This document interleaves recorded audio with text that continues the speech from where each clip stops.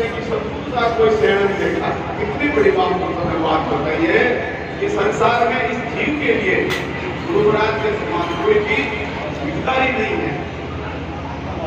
सतगुरु साहब कोई शरण देखा नहीं, कोई गुण सब दाता हुए, तीन लोग फिर सब हम देखा तो गुरु भी जाता है। तो महापुरुष कहते हैं, सुखराम जी महाराज कहते हैं कि मैंने संसार के अंदर गुरु महाराज के बिना भी पूरा संसार कहाँ जा रहा है कि दो जग के अंदर जा रहा है, दो जग यानी 84 के अंदर जा रहा है। तो इस 84 से अपने उबारने वाले कौन है? जब गुरु महाराज है, जब अपने गुरु महाराज के शरण में जा करके उनसे नाम दीक्षा प्राप्त करके उस नाम का स्मरण करते हैं। नाम लिया जब दूर पड़ा, संत क्या कहा है कि नाम लेने से जमराज भी दूर चले जाते हैं। नाम लिया जब दूर खड़ा और जमरे मुख में धूड़ आय मिला रमदास को तो साहिब हाल रखो। यानी जब गुरु महाराज का नाम लेते हैं, उनका स्मरण करते हैं तो यमराज भी दूर चले जाते हैं। तो महापुरुष कहते हैं कि जब सरीसा बैरी पा लिया दान भक्ति पद दीना में, जब बड़ा जो जब है तो हमारा जो डर है वहाँ पे जो संसार है, कोई भी बड़ा व्यक्ति है, कोई भी कुछ भी अगर उसका नाम लेते वो नहीं डरते। लेकिन गुरु महाराज के अंदर ऐसा भाव है, जब गुरु महाराज अपने नाम देते हैं, उस नाम का जब अपन स्मरण करते हैं तो यमराज भी दूर हो जाते हैं। नाम लिया जब दूर पड़ा, जब सरीसा बैरी पा लिया भक्ति दान पद दीना में, गुरु महाराज कहते हुए भक्ति को दान कर। रविदास जी साहब ने एक जगह कहा कि भक्ति दान गुरु दीजिए, देवन का देवा और जन्मदार भूलो नहीं तो करूंगे चरणों सेवा। तो कितनी बड़ी रविदास जी सतगुरु कबीर साहब के अनन्य शिष्य हुए। उन्होंने एक ही चीज मांगी है, गुरुदेव मुझे तो भक्ति का दान दीजिए और कुछ नहीं चाहूंगा। तीर्थ व्रत मैं नहीं करूं, नहीं कोई देवल पूजा और तुम्हें और लेकर कहूं मेरे और पूजा। राजपाट सुख साई भी सुंदर सुख नारी और सपना में इच्छा नहीं तो गुरु आश मारी। एक गुरुदेव राज है, पाठ है, सुख है, साई भी है, यानी मुझे कोई भी नहीं चाहिए। जिस प्रकार राजपाट क्या है, एक आदमी को अगर सोने की बेड़ी लगा दी जाए और दूसरे आदमी को लोहे की बेड़ी पहना दी जाए और सोना की बेड़ी हो चाहे लोहे की बेड़ी हो, दोनों है बंधन का बंधन है। तो धर्मदास जी साहब ने भी गुरु महाराज से प्रार्थना करी कि हे गुरुदेव मुझे भक्ति का दान दो, भक्ति दान दीजिए, देवन का देवा जन्मदार हे गुरु महाराज। तो हम लोग भी जब गुरु के दरबार में आते हैं तो किस लिए आते हैं? भक्ति करने के लिए, भक्ति की प्रार्थना करने के लिए। रविदास जी साहब ने कहा सादर शीश झुकाता हूँ गुरुदेव आपके चरणों में, कुछ अपनी विनती सुनाता हूँ गुरुदेव आपके चरणों में। रविदास जी साहब कहते हैं, हे गुरुदेव कुछ मेरी प्रार्थना, कुछ विनती, कुछ आदिंदा मैं आपको सुनाता हूँ।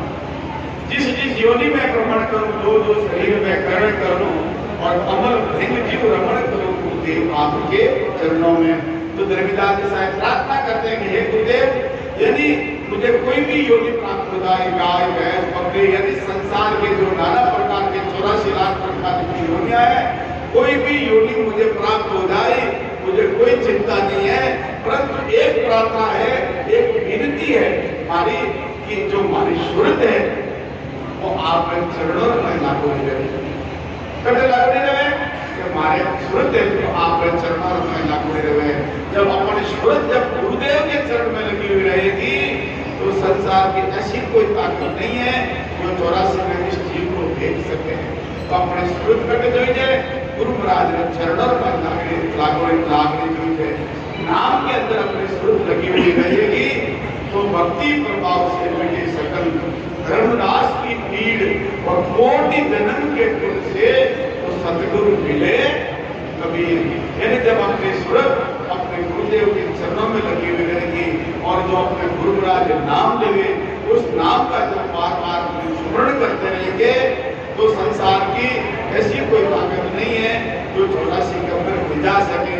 हमारी जो आत्मा है गुरु महाराज के चरणों में रहेगी। फिर कहे कि गूंगे को गुरुमुखा बुलाया नैन अनंत गुरुवाया में पंगड़ा को मुझ पाँव दो दीना तो हर कर बहुत चलाया है। क्या कहे कि मैं पगला था और गुरु महाराज ने मुझे पाँव दे दिया। मेरी पगला का मतलब पहले कभी सत्संग के अंदर जाने की रुचि नहीं थी। जब गुरु के शरण में गया तो अब सत्संग के अंदर बहुत रुचि होती है, सत्संग बहुत अच्छी लगती है। पगला को कुछ पाँव दो दीना हर कर बहुत चलाया वे।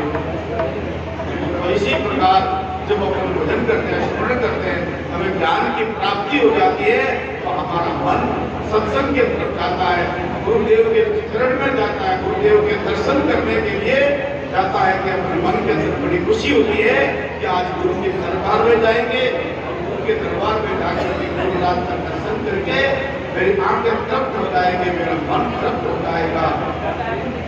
कभी दर्शन साथ का दिन में कई बार आंसू द्वारा में जिसको बहुत करे उपकार।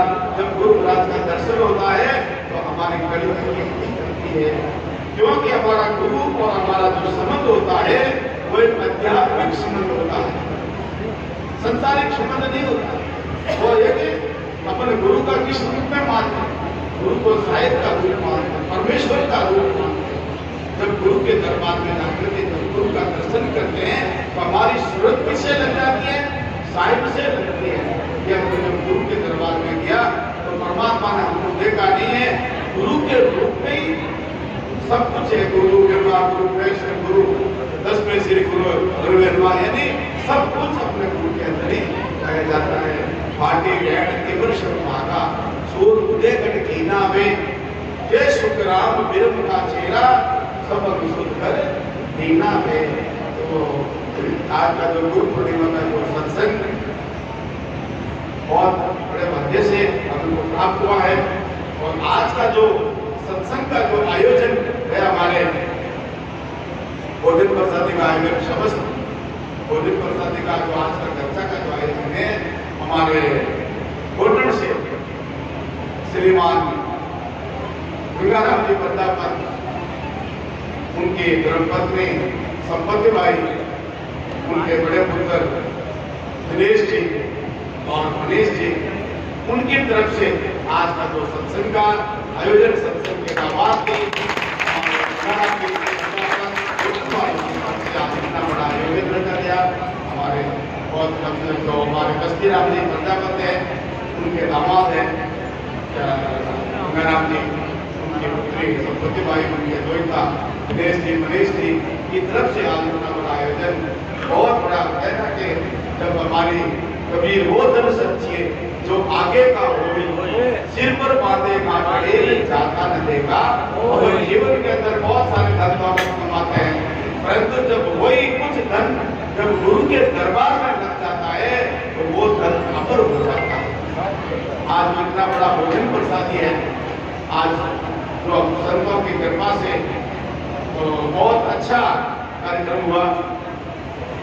अब और भी हमारे बीच में शोभा जी है और वे संत आए हैं, भोजन प्रसादी का भी टाइम हो रहा है, तो मैं शोभा भाई को बोलता हूँ तो वो भी बोलेंगे और भी संत है।